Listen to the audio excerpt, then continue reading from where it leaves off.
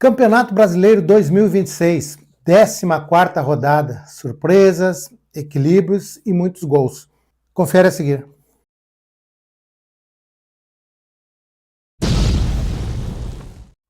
Olá amigos do canal do Professor Dida, estamos chegando aí para mais um Futebol Razão Especial e a gente sempre ratifica que quando falamos em Futebol Razão Especial, estamos falando sobre o Campeonato Brasileiro, nós vamos abordar os jogos da 14ª rodada, é uma rodada, como a gente falou antes lá, cheia com algumas surpresas, com bastante equilíbrio de jogos, né, e muitos gols. Então a gente vai falar um pouquinho sobre isso, mas já vou pedindo a vocês aí, né, que vão ali no canal, se inscrevam, curtam, compartilhem, que é importante para nós aí, tá bom? Então, vamos lá, vamos começando aqui com os resultados da 14ª rodada, né, que ela iniciou no sábado com o Botafogo perdendo para o Remo, 2-1, e o Botafogo saiu na frente, perdeu muitos gols, né, no primeiro tempo, deixou de matar o jogo, como se fala no futebol, e o Remo acabou virando, né, um resultado surpreendente, porque o Remo, o Botafogo ainda que se mantém oscilando muito na competição, cheio de altos e baixos, mas é o Botafogo jogando em casa, né, deveria se impor, ganhar do Remo, acabou não acontecendo, então o Remo conseguiu uma vitória fora de casa em uma das surpresas da rodada.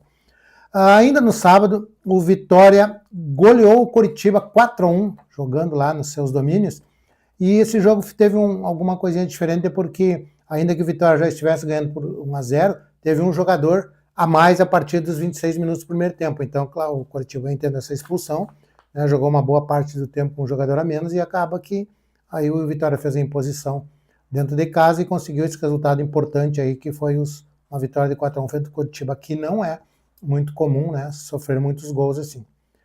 Ainda no sábado também tivemos, né, um clássico paulistano lá, o Palmeiras empatando em 1-1 com o Santos, se manteve na liderança apesar desse empate. Perdi o jogo, mas foi buscar no segundo tempo, fez uma imposição, jogo muito forte, atacou fortemente a equipe do Santos e conseguiu o gol de empate, então 1-1 que o manteve na liderança. E aí tivemos um jogo horrível do Grêmio mais uma vez, né, contra o Atlético Paranaense, jogando na Arena da Baixada, difícil jogar lá assim, a gente sabe, mas o Grêmio desde o primeiro tempo, contando com um jogador a mais em campo e não conseguiu vencer, que seria, no caso, uma vitória fora de casa e a primeira, né, faz muito tempo que o Grêmio não ganha jogos fora de casa, e aí não conseguiu dobrar o Atlético Paranaense. Depois teve uma fala polêmica do Odair, né, treinador do Atlético Paranaense, que o Grêmio jogou retrancado, que se fosse ele seria linchado, seria julgado pela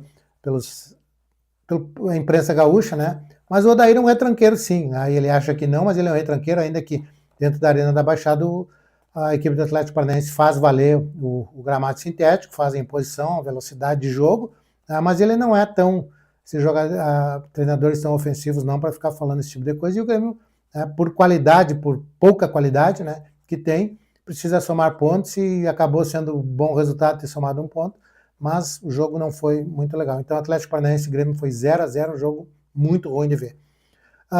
No sábado aí sim tivemos um jogão, né, o Atlético Paranaense atropelou o Cruzeiro, o Atlético Mineiro atropelou o Cruzeiro 3-1, né, o mando de campo era do Cruzeiro, mas o Atlético conseguiu um grande resultado, 3-1, não vem bem na competição, oscilando também, né, até eu digo que é surpresa pelo placar elástico, né, estava 3-0 ainda e acabou que o Cruzeiro conseguiu descontar no finalzinho do jogo. Então, uma grande vitória do Atlético Mineiro, e o Cruzeiro perde, né, vai patinando na competição também, aquilo que era tido como um dos favoritos no início da competição.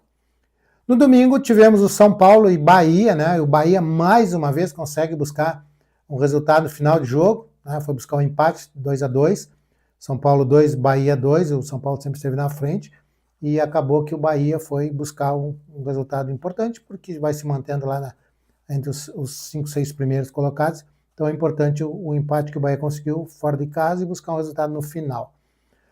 Tivemos também no domingo Flamengo e Vasco, e por isso que eu falei que é uma rodada cheia de gols, né, para o São Paulo 2-2, Atlético Mineiro 3-1 no Cruzeiro, o Vitória 4-1 no Coritiba, uma rodada cheia de gols, e o Flamengo e Vasco empataram em 2-2, e aí tem uma coisa que está incomodando alguns torcedores do Flamengo, né?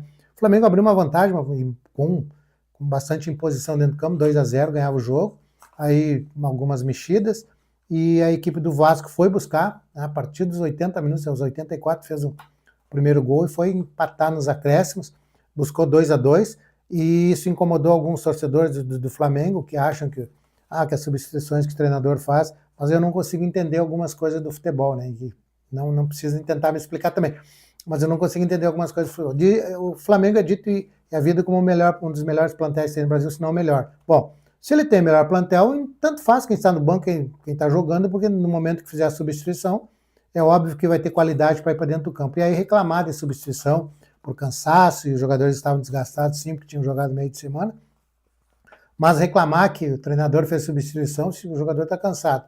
E aí tu olha para o banco de reservas e quando tu coloca o jogador, muitos desses que estavam no banco, a própria torcida os quer como titulares, né? Então a gente não consegue entender, mas o fato é que o Flamengo realmente recuou, né? O Flamengo nesse ano agora está um pouco diferente do quando era com o Felipe Luiz, ele é um time que ele não fica com muito tempo com a bola, ele não valoriza tanto a posse de bola, talvez nesse resultado 2-0 pudesse ter feito uma manutenção maior da posse de bola, certamente o resultado poderia ser melhor, mas é uma suposição, aí o Vasco buscou merecidamente o empate. A Chapecoense jogando em casa, né, perdeu para o Bragantino, saiu ganhando 1-0, o Bragantino virou, preocupa bastante a Chape, porque não consegue somar pontos em casa, não consegue somar pontos fora, e desde que o treinador assumiu, não conseguiu ainda um resultado positivo. Mas vamos continuar torcendo, né, para a Chape. O Internacional fez um belíssimo jogo contra o Fluminense, principalmente no segundo tempo, uma imposição física muito forte, o Bernabéu jogando uma grande partida, e a gente vê que tem dedo de treinador, e eu sempre costumo dizer que o Pesolano é um grande treinador, está aproveitando muito bem o período que ele tem de treinamentos durante a semana cheia para trabalhar. Tem feito, o Internacional tem uma qualidade técnica ainda sofrível, alguns jogadores não são os melhores, mas o Pesolano está conseguindo, diríamos assim, tirar leite de pedra, conseguiu um bom resultado que o afastou da zona de rebaixamento, que estava grudado ali, já estava na zona de rebaixamento praticamente por pontos, não porque o Santos estava atrás dele ainda pelos critérios, mas agora conseguiu dar uma respirada. Então, um belo jogo do Internacional, diante do Fluminense, que era um time que estava lá na terceira colocação. Então foi um grande jogo do Inter, eu creio que o torcedor ficou bastante satisfeito e quem gosta de futebol viu um bom segundo tempo, principalmente com a vitória do Internacional. Aí nós tivemos também, né, no domingo, o Mirassol ganhando do Corinthians, e aí outra surpresa, né? Esses jogos que são extremamente equilibrados, mas houve essas surpresas do Remo ganhando do Botafogo, e também eu coloco como o Mirassol ganhando do Corinthians, e ainda há muita reclamação, que pênalti não houve, mas e que um jogador do Mirassol foi expulso e depois foi tirado do cartão vermelho. Mas o VAR, né, chamou o árbitro entendeu que tinha que fazer modificação.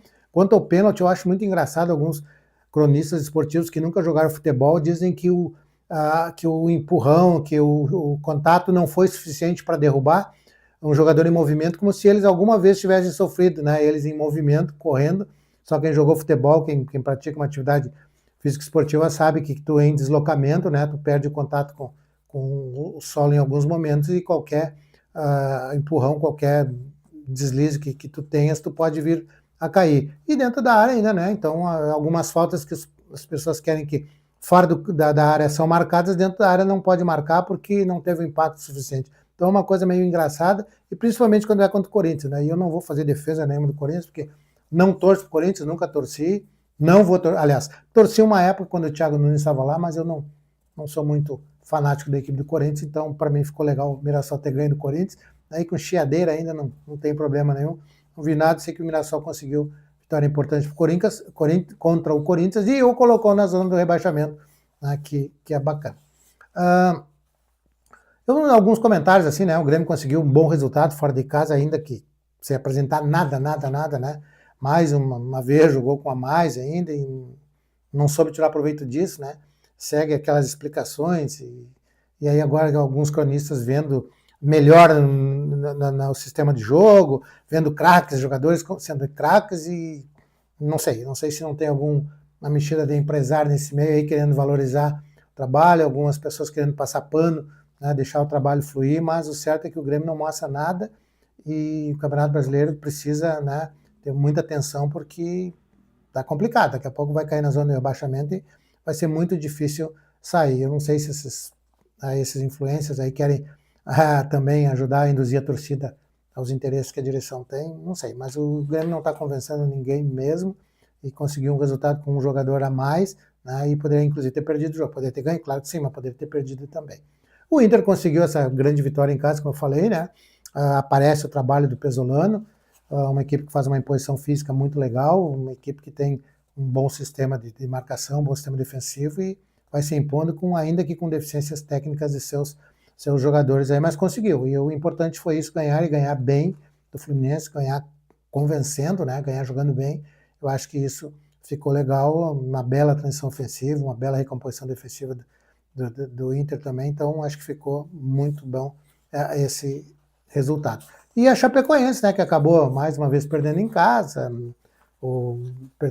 viraram o jogo frente ao Chapecoense, né, e isso acaba complicando, porque saiu ganhando 1-0, aí, né, o adversário veio, se impôs e conseguiu fazer o 2-1, e aí fica bastante complicado, porque a Chapecoense, né, tá difícil a situação, não sei se vai ser um dos rebaixados. Vamos passar a classificação aí, né, então a tabela da classificação, que após a 14ª rodada. Palmeiras segue na liderança com 33 pontos, Flamengo em segundo com 27, Fluminense em terceiro com 26, o São Paulo em quarto com 24, o Atlético Paranaense em quinto com 23, o Bahia em sexto com 22 pontos, o Bragantino em sétimo com 20, o Coritiba em oitavo com 19. E aí nós temos em nono Vitória com 18, em décimo Botafogo com 17, 11º Atlético Mineiro também com 17, 12º Inter com 17, 13º Vasco com 17, 14º Grêmio com 17, 15º Cruzeiro com 16, 16º Santos com 15, e aí na zona do rebaixamento o Corinthians com 15 pontos, Mirassol tem 12, o Remo tem 11 e a Chape tem 8 na última colocação. E vejam de novo que é uma linha muito pequena, né? Poucos pontos separam do 17º, que é o primeiro da zona do rebaixamento, tem 15 pontos o Corinthians, ao Vitória, que é o nono com 18 pontos. É uma vitória, né? É um jogo de 3 pontos e a equipe pode sair. Então todas essas equipes que estão aqui, né, com 17, com 16 pontos, com 15, estão suscetíveis a virem para a zona do rebaixamento, de acordo com a combinação de resultados e com as derrotas que possam advir em seus jogos. Vamos dar umas ênfase às curiosidades do campeonato. Após essas 14 rodadas, defesa menos vazada segue sendo Palmeiras com 11, a mais vazada Botafogo e Chapecoense, que sofreram 26 gols. O ataque mais positivo é o Flamengo, que agora passou ao Palmeiras, tem 26 gols. O ataque menos eficiente continua sendo o Corinthians com 10, o maior número de vitórias ainda assim do Palmeiras com 10, o menor número de vitórias da Chapecoense, que tem 1. Maior número de derrotas Atlético Mineiro, Remo, Mirassol e Chapecoense com 7. E o menor número de derrotas o Palmeiras com 1. Essas são algumas curiosidades inerentes à competição e que é sempre bom a gente passar aí. Vou falar um pouquinho então aqui da 15ª rodada, a próxima rodada, que vai iniciar já no sábado, né, no dia 9, às 16 horas, com Coritiba Internacional. Às 18 horas o Fluminense recebe o Vitória. Às 21 horas, Bahia e Cruzeiro. No domingo, dia das mães, né, 16 horas, o Remo recebe o Palmeiras, o Atlético Mineiro recebe o Botafogo, às 16 horas, às 18h30 tem Santos e Bragantino, ainda às 18h30 tem Mirassol e Chapecoense, ainda às 18h30 Corinthians e São Paulo, às 19h30 o Grêmio recebe o Flamengo, e o Grêmio tem que se cuidar, porque do jeito que está jogando é complicado enfrentar o Flamengo, com o poderio e qualidade técnica que tem, né? E às 20h30, encerrando a rodada, Vasco e Atlético Paranaense. Então, eu acho que seria isso em termos do Campeonato Brasileiro. A gente fez uma passada, né, depois dessa 14ª rodada. Terão jogos interessantíssimos nesse final de semana.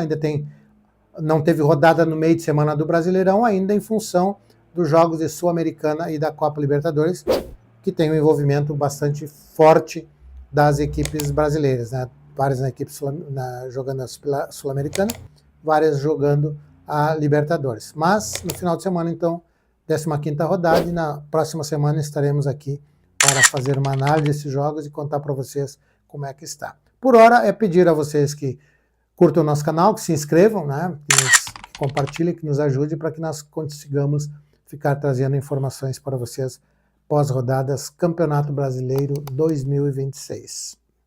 É isso. Até a próxima semana.